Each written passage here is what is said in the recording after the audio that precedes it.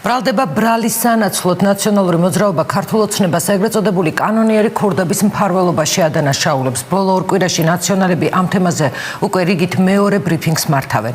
ისინი ამტკიცებენ, რომ კრიმინალური ავტორიტეტები საქართველოს საზღვარს უპრობლემოდ კვეთენ და მიუხედავად იმისა, რომ ძებნაა გამოცხადებული, პოლიცია მათ არ აკავებს. ბოლო შემთხვევა მინდია გორაძეს მეტსახელად ლავას ოღლის უკავშირდება. რას პასუხობს ქართული ოცნება ამ სკანდალურ ბრალდებებს? ნათია თოიძია პირდაპირ ეთერში რამდენად რეალურია ეს ბრალდებები. ნანა, როგორც ქართულ ოცნებაში აცხადებენ, ეს ბრალდებები ყოველგვარ საფუძველს არის მოკლებული და ეს არის ნაციონალური მოძრაობის კარგად გათვლილი PR სქემა. დაახლოებით 2 კვირის წინ ირმა ნადირაშვილმა გააკეთა საგანგებო განცხადება, სადაც ის საუბრობდა, რომ ვიცე-პრემიერ კახა კალაძის ბრძანებით შინაგან საქმეთა სამინისტროს გენერალურმა ინსპექციამ უკრაინიდან გამოდეპორტებული ეგრეთ წოდებული კანონიერი ქურდი რომან ბარბაქაძე აეროპორტიდან მოხსნა და ის გაათავისუფლა, გაიყვანა აეროპორტიდან. დღეს კი საუბარია უკვე მინდია გორაძეზე, სადაც ასევე ნაციონალური მოძრაობის განცხადებით შინაგან საქმეთა სამინისტროს მაღალი თანამდებობის პირების მხრიდან განხორციელდა ზარი, რის შემდეგაც ეგრეთ წოდებული კანონიერი ქურდი საზღვარზე სარფის საბაჟო და ბათუმში შეატარეს უპრობლემოდ და ეგრეთ წოდებულმა კანონიერმა ქურდმა მათივე ინფორმაციით ერთი დღის შემდეგ საქართველოს ტერიტორია დატოვა.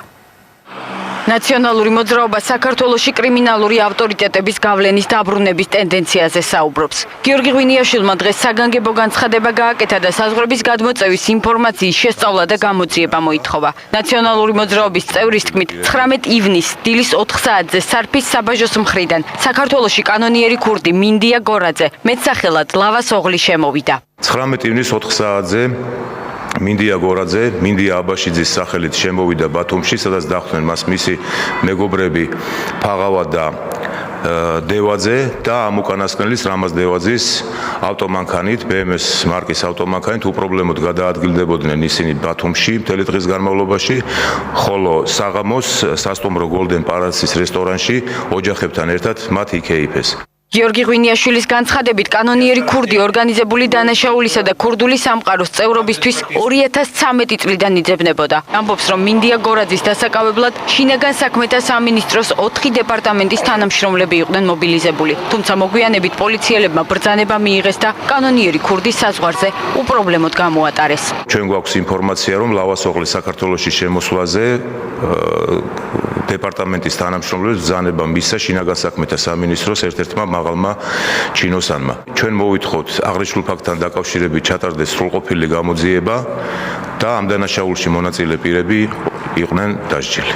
უკანონო ბრძანების გაცემის გარდა ნაციონალურ მოძრაობაში სასტუმრო Golden Palace-ის ვიდეო თვალის ჩანაწერების ამოღებაც მოითხოვეს. Golden Palace-ის ადმინისტრაციაში სატელევიზიო კომენტარზე უარი განაცხადეს. თუმცა პირად საუბარში ამბობენ, რომ დაინტერესების შემთხვევაში მზად არიან ვიდეო თვალის ჩანაწერები სამართალდამცველებს გადასცენ. რაც შეეხება კანონიერი ქურდის მინდია გორაძის მეტსახელად ლავას ოღლის მათ სასტუმროში ყოფნას, Golden Palace-ში ინფორმაციას ვერ ადასტურებენ და აცხადებენ, რომ სასტუმროს რესტორანში კლიენტებს პირადობის მოწმობებს არ სთხოვენ. შინაგან საქმეთა სამინისტრომ ნაციონალური მოძრაობის ბრალდებას განცხადებით დღესვე უპასუხა. ძალოვანი უწყების საზოგადოებასთან ურთიერთობის სამსახურის უფროსის ნინო გიორგობიანის თქმით, მინდია აბაშიძის სახელით 19 ივნისს საქართველოს საზღვარი არავის გადმოუკვეთავს. შინაგან საქმეთა სამინისტროს მიერ პიროვნება სახელით და გვარით მინდია გორაძე ძებნილი არ არის, ხოლო რაც შეეხება მოქალაქე მინდია აბაშიძეს, ასეთი სახელით და გვარით საქართველო-თურქეთის საზღვარი 19 ივნისს არავის გადმოუკვეთავს.